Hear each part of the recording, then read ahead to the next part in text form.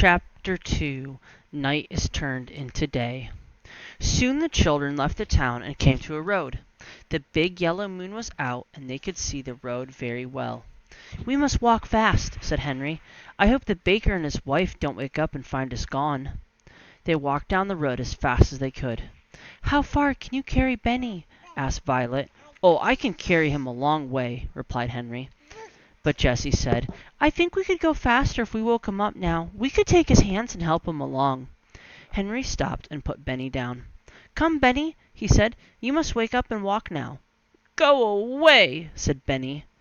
"Let me try," said Violet. "Now, Benny, you can play that you're a little brown bear and you're running away to find a nice warm bed. Henry and Jessie will help you and we'll find a bed." Benny liked being a little brown bear, and so he woke up and opened his eyes. Henry and Jessie took his hands, and they all went on again. They passed some farmhouses, but the houses were dark and quiet. The children did not see anyone. They walked and walked for a long time, and then the red sun began to come up. "We must find a place to sleep," said Jessie. "I am so tired." Little Benny was asleep, and Henry was carrying him again. The other children began to look for a place. At last Violet said, "Look over there." She was pointing to a big haystack in a field near a farmhouse. "A fine place, Violet," said Henry. "See what a big haystack it is." They ran across the field toward the farmhouse. They jumped over a brook, and then they came to the haystack. Henry was still carrying Benny. Jessie began to make a nest in the haystack for Benny. When they put him in it, he went to sleep again at once. The other children also made nests. "Good night," said Henry, laughing. "It is good morning, I should think," replied Jessie. "We sleep in the day, and we will walk all night. When it's night again, we will wake up and walk some more." The children were so tired that they went right to sleep. They slept all day, and it was night again when they woke up. Benny said at once, "Oh, Jessie, I'm hungry. I want something to eat." "Good old Benny," said Henry. "We'll have supper." Jessie took out a loaf of bread and cut it into 4 pieces. It was soon gone. "I want some water," begged Benny. "Not now," said Henry. "You may have some water when it gets dark. There's a pump near the farmhouse, but if we leave the haystack now, someone will see us." When it was dark, the children came out of the haystack and went quietly toward the farmhouse, which was dark and still. Nearby was a pump, and Henry pumped water as quietly as he could. He did not even wake up the hens and chickens. "I want a cup," said Benny. "No, Benny," whispered Henry. "You'll have to put your mouth right in the water. You can play you're a horse." This pleased Benny. Henry pumped and pumped, and at last Benny had all the water he wanted. The water was cold and sweet, and all the children drank. Then they ran across the field toward the road. "If we hear anyone," said Jessie, "we must hide behind the bushes." Just as she said this, the children heard a horse and a cart coming up the road. "Keep very still, Benny," whispered Henry. "Don't say a word." The children got behind the bushes as fast as they could, for they did not have much time to hide. The horse came nearer and nearer and began to walk up the hill toward them. Then the children could hear a man talking. It was the baker. Chapter 3. "I was wondering where those children went," he said. "I don't think they could walk as far as Silver City. If we don't find them in Greenfield, we'll go home." "Yes," answered wife. "I don't want to find them anyway. I don't like children. But we must try a little while longer. We will look for them in Greenfield, and that's all."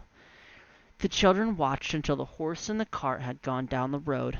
Then they came from out behind the bushes and looked at each other. "My, I'm glad those people did not see us," said Henry. "You were a good boy, Benny, to keep still. We'll not go to Greenfield." "I wonder how far it is to Silver City," said Jessie. The children were very happy as they walked along the road. They knew that the baker would not find them. They walked until 2 o'clock in the morning, and then they came to some signs by the end of the road. The moon came out from behind the clouds, and Henry could read the signs. "One sign says Greenfield is this way," he said. "The other sign points to Silver City. We don't want to go to Greenfield. Let's take the other road to Silver City."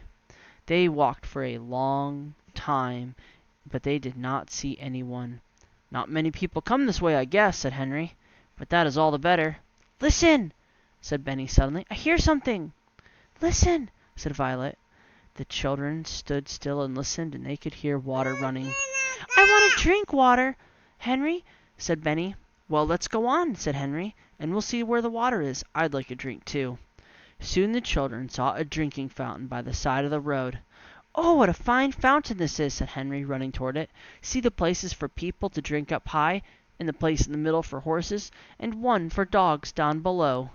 All the children drank some cold water. "Now I want to go to bed," said Benny. Jessie laughed. "You can go to bed very soon." Henry was looking down a little side road, which had grass growing in the middle of it. "Come," he said. "This road goes into the woods. We can sleep in the woods." "This is a good place," said Jessie, as they walked along. "It is far from people, and you can tell that by the grass in the road." "And it will be near the drinking fountain," said Violet. "That's right," cried Henry. "You think of everything, Violet." "It's almost morning," remarked Jessie, "and how hot it is." "I'm glad it's hot," said Henry, "for we must sleep on the ground. Let's find some pine needles for beds." The children went into the woods and soon made 4 beds out of pine needles. "I hope it's not going to rain," said Jessie as she lay down. Then she looked up at the sky. "It looks like rain, for the moon has gone behind the clouds." She shut her eyes and did not open them again for a long time. More clouds rolled across the sky, and the wind began to blow. There was lightning also and thunder, but the children did not hear it. They were all fast asleep. At last Jessie opened her eyes. It was morning, but the sun was covered by clouds. She sat up and looked all around her, and then she looked at the sky. It seemed like night, for it was very dark. Suddenly it began to thunder, and she saw it was really going to rain. "What shall we do? Where shall we go?" thought Jessie. The wind was blowing more and more clouds across the sky, and lightning was very near. "Where shall we go?" she thought again. Then she saw something ahead of her in the little woods. It was an old boxcar. "What a good house that will be in the rain," she thought. She ran over to the boxcar. There was no engine, and the track was old and rusty. It was covered with grass and bushes because it had not been used for a long time. "It is a boxcar," Jessie said. "We can get into it and stay until it stops raining." She ran as fast as she could to the other children. The sky was black and the wind was blowing very hard. "Hurry, hurry!" cried Jessie. "I've found a good place. Hurry as fast as you can." Henry took Benny's hand, and they all ran through the woods after Jessie. "It's beginning to rain," cried Henry. "We'll be there soon," Jessie shouted back. "It's not far. When we get there, help me to open the door. It is heavy." The stump of the big tree stood under the door of the old boxcar and was just right for a step. Jessie and Henry jumped out up the old dead stump and rolled back the heavy door of the car. Henry looked in. "There's nothing in here," he said. "Come on, Benny. We'll help you up." Violet went in next, and last of all, Jessie and Henry climbed in. They were there just in time. How the wind did blow! They rolled the door shut, and then it really began to rain. Oh boy, how did it rain! It just rained and rained, and the children could hear it on top of the boxcar, but no rain came in. "What a good place this is," said Violet. "It is just like a warm little house with one room." After a while the rain and the lightning and the thunder stopped, and the wind did not blow so hard. Then Henry opened the door and looked out. All the children looked out into the woods. The sun was shining, but some water still fell from the trees. In front of the boxcar is a pretty little brook that ran over the rocks with a waterfall in it. "What a beautiful place," said Violet. "Henry," cried Jessie, "let's live here." "Live here?" asked Henry. "Yeah, why not?" said Jessie. "The boxcar's a fine little house. It is dry and warm in the rain." "We could wash in the brook," said Violet. "Please, Henry," begged Jessie. "We could have the nicest little home here, and we could find some dishes, and make 4 beds, and a table, and maybe some chairs." "No," said Benny. "I don't want to live here, Jessie." "Oh dear, why not, Benny?" said Jessie.